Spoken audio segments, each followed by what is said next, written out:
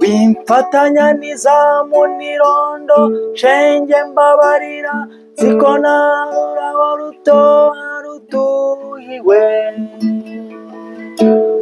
n'akazi kanyimakanya nkagukunda nkagukumbura shenge sinarota nkwangura bize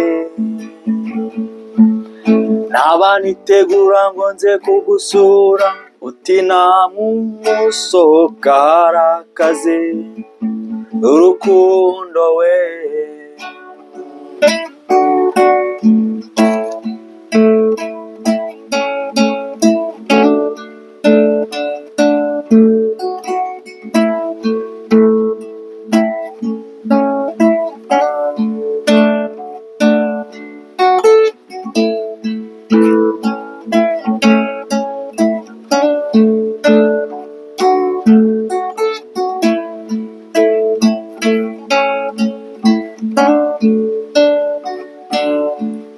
sinarinzi rwose ko urukundo rubuza mwawe mukara rutaryamye ukamera nk'uwasinzoga wera ukara rutagohetse izuba rikarasa iyo nakutaniriye niwitsa ngira ngo ucikiweho n'ishyamba tabintwara ukwarura nabi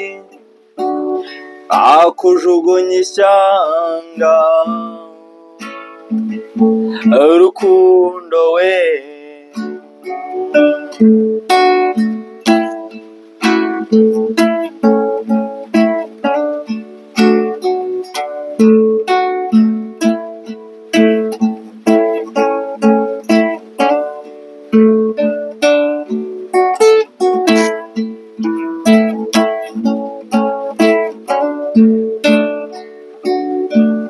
kwirondo mba ngutekereza nkafatiya Kiyovu nkaboneza Umuhima Kimisagara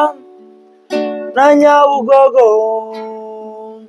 umuseke ukera nkubona wese ajyane nkasanga utuye nkasanga ari kure ariyo bigwa nashaka nzatewe uyituye nkasanga urukundo we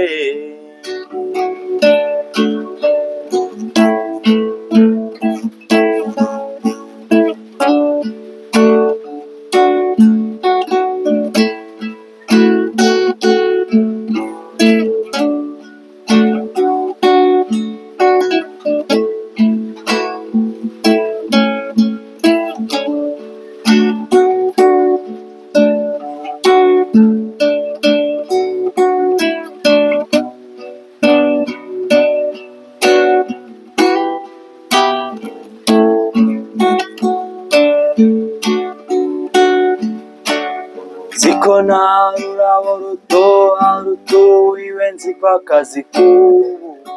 kabonwa n'uwazerereye nubikiwe imbehe ko naba nkabihehe se wambona hehe ko naba nyikubereye naho wankunda nje sinagukundira na joteme inzara igutema amara ziko nta rurabo rutoha rutuhiwe nziko akazi k'ubu kabonwa n'uwazereye ziko bimbe nkaba nkabihehe se wambona hehe ko nabanyikubereye naho wankunda nge sinagukundira na joteme inzara igutema amara ziko na rurabo rutoha rutuhiwe nziko akazi k'ubu kabonwa n'uwazereye nabo wankunda nge sinagukundira na joteme inzara igutema amara urukundo we